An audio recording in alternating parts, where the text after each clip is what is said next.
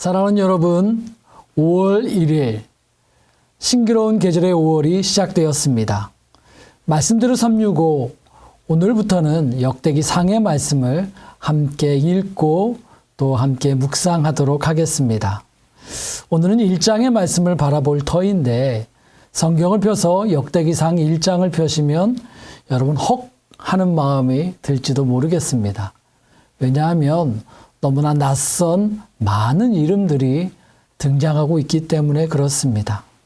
역대기상은 족보를 우리에게 전해주고 있습니다. 1장뿐만 아니라 이후에도 꽤 긴 장 동안 역대기상은 우리에게 이 족보를 전해주고 있습니다. 여러분, 왜 역대기상의 말씀은 이렇게 족보에 집중하고 있는 것일까요? 우리에게는 낯선 이 이름들이 실은 그 당시 이스라엘 백성에게는 매우 소중하고 중요한 이름이었기 때문입니다.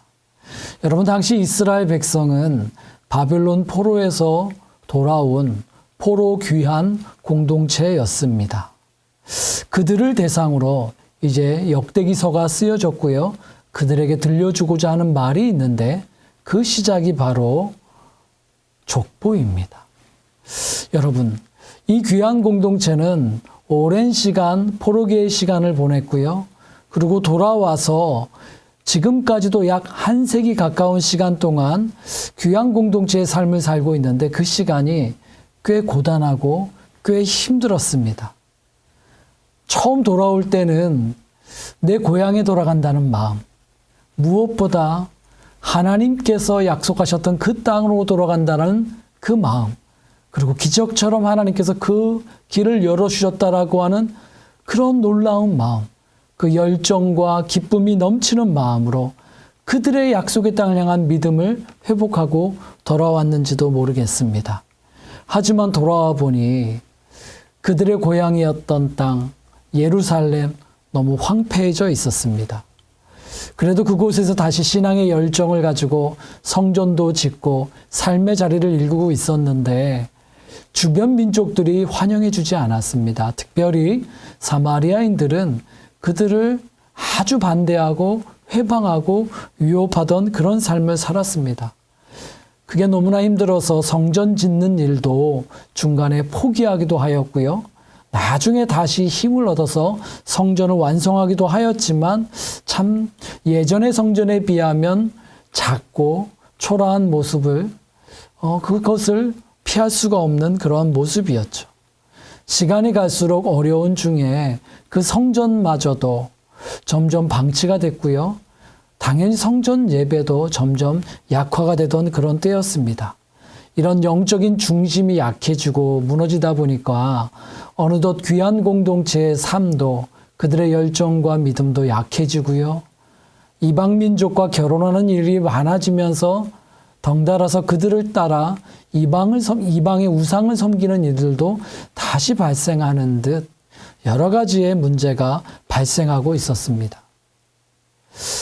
포로 귀한 공동체들은 그들의 기대와 달리 오랫동안 이렇게 내적인 외적인 위기를 맞이하고 있었고 이 위기는 그들에게 영적인 위기로 이어지고 있었습니다.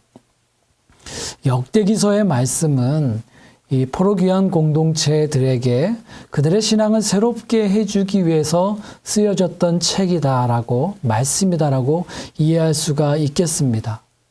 이 역대기서는 이 귀한 공동체들에게 자신들이 살아가고 있는 당대의 삶을 바라보는 시각을 조정해 주기를 원했습니다.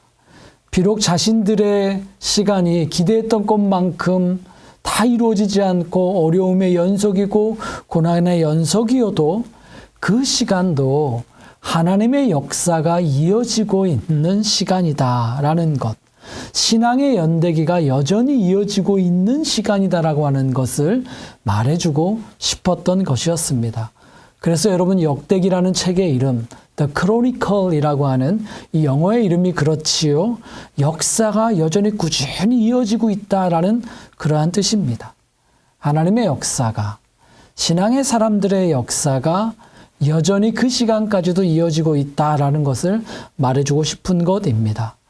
여러분, 그러하기 때문에 역대기의 말씀, 역대기 상은 그 시작에서부터 이 많은 장을 할애하여서 하나님의 사람들의 그 이름들, 그 신앙의 사람들의 족보를 소개해주고 있습니다.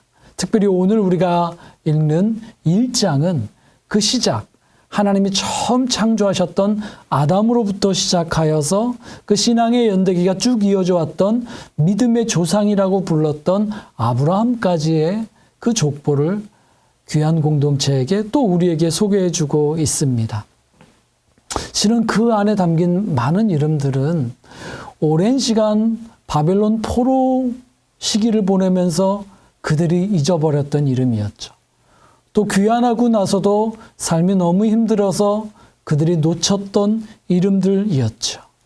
하지만 그 이름들을 다시 들여다볼 때 자신들보다 더 오래전부터 더 긴 시간 동안 때론 더 어려울 때에도 신앙을 지켰던 선조들의 이름을 그들이 다시 마주하게 되는 것입니다. 그리고 그 이름이 오늘 자신들에게도 이어진다는 것을 그들이 묵상할 수가 있었겠지요. 그 족보를 통해서 역대기는 귀한 공동체에게 자신들의 이어진 신앙을 오늘 다시 붙잡으라고 격려하고 있고 도전하고 있습니다. 여러분, 역대기상 1장의 후반부에는 그런가 하면 이 하나님의 약속과 믿음의 길에서 벗어났던 사람들, 이스마엘과 에서의 자손도 소개되고 있습니다. 역사의 흐름 속에서는 하나님의 약속을 붙잡았던 이들이 있는가 하면 같은 시대를 살았으면서도 하나님의 약속과 길을 떠난 사람들도 있었음을 동시에 보여주면서 오늘 우리의 선택이 매우 중요하다는 것을 1장의 말씀을 통해 말해주고 있습니다.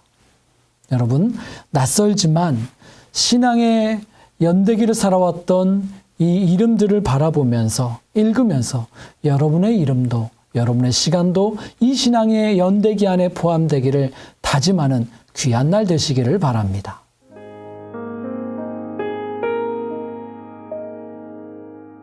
(5월 1일이) 되었습니다.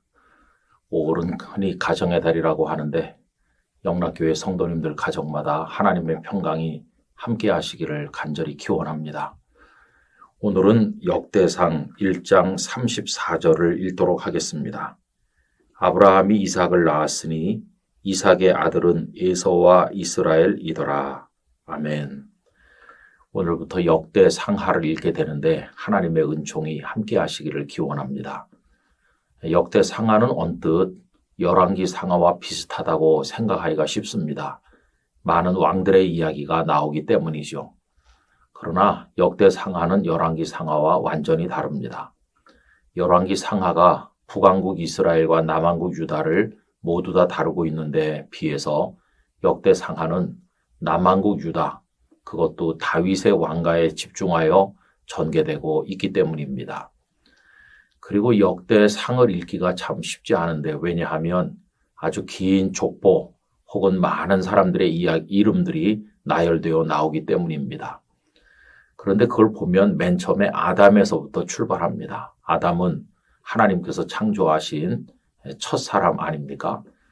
그래서 아담에서부터 노아의 세 아들인 셈과 함과 야벳의 자녀들 이름이 나오다가 오늘 본문에 오면 아브라함에게로 그 초점이 모아지는 것을 볼 수 있습니다.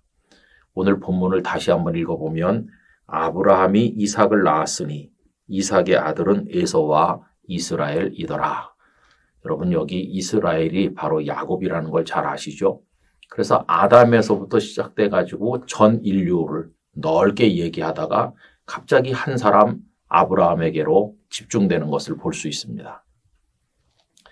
그리고 오늘 말씀 그 다음부터 1장 끝까지는 에서의 후손들 이야기가 나오고 2장부터는 본격적으로 그 야곱의 후손들, 하나님의 백성들의 이야기가 전개되는 것을 볼 수가 있겠습니다. 여러분, 이렇게 아브라함 한 사람에게로 좁혀지고 그리고는 그 이후에 다윗의 왕가로 집중되는 역대상하의 이야기는 우리들에게 무엇을 말해주는 것일까요? 이것은 하나님의 구원 역사를 보여주는 것입니다.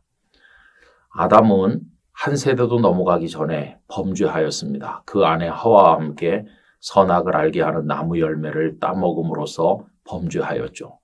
그리고 이 죄성은 그 아들 가인에게로 그대로 이어져서 가인은 동생 아벨을 살해하게 됩니다.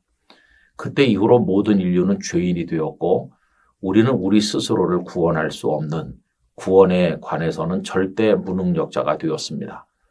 이렇게 멸망하게 된 인류를 하나님께서 불쌍히 여기셔서 이제 구원 역사를 시작하시게 되었는데, 그래서 대표로 선택한 사람이 아브라함이죠. 아브라함에게서부터 이스라엘 역사가 쭉 전개되면서 다윗에게로 초점이 모아지고 그 이야기가 역대 상하에 나오고 있는 것입니다. 여러분, 아브라함에게서 다윗으로 이어지는 이런 이스라엘의 이야기가 어떤 의미가 있을까요? 우리가 마태복음 1장 1절에 보면 아브라함과 다윗의 자손 예수 그리스도의 계보라 이렇게 나오지 않습니까? 결국은 이 이야기는 예수 그리스도께로 연결되는 거죠. 그래서 아담 이후에 모든 인류의 이야기가 전개되다가 아브라함 한 사람에게로 집중되다가 다윗에게로 모아지고 그렇게 쭉 내려오다가 예수 그리스도께로 연결됩니다. 그리고 예수님께서 십자가와 부활의 복음을 우리에게 주시고 다시 사도행전으로 넘어가면 이 복음이 전 세계 인류로 확산돼서 나가는 이런 하나님의 구원 역사의 전개를 우리가 찾아볼 수가 있는 것이죠. 여러분, 말씀대로 365를 통해서 우리를 향한 하나님의 구원 역사를 통찰하게 되기를 바랍니다. 하나님께서는 이스라엘 백성들의 이야기를 성경에 많이 기록해 놓으셨는데 한 나라의 역사를 배우라고 말씀하시는 것이 아니라 그들의 조상인 아브라함부터 시작되어 다윗을 거쳐 예수 그리스도를 통하여 오늘 우리들에게까지 연결되는 하나님의 구원의 복음 이야기, 우리를 구원하시려는 하나님의 사랑의 이야기를 보여주고 있는 것입니다. 아무쪼록 이번 말씀 읽기가 모든 영락의 성도들, 이 영상을 함께 하시는 분들에게 하나님의 구원 역사를 꿰뚫어 보게 하는 지혜를 주시고 은혜를 주시기를 간절히 기원합니다. 아버지 하나님, 너무나도 부족한 저희들을 구원하시기 위해서 아브라함과 다윗을 거쳐 이스라엘 백성들의 이야기를 관통하여 결국은 예수 그리스도께 이르게 하시고 우리의 구주 예수님을 통하여 복음을 주시고 그것이 다시 세상 구석구석으로 확대되게 하심으로써 복음을 통해 인류를 구원하시려는 하나님의 구원 역사를 전개하여 주시니 감사합니다.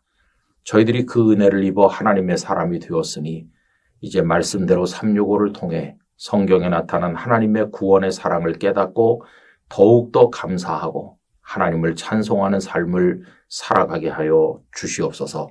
예수님의 이름으로 기도하옵나이다. 아멘.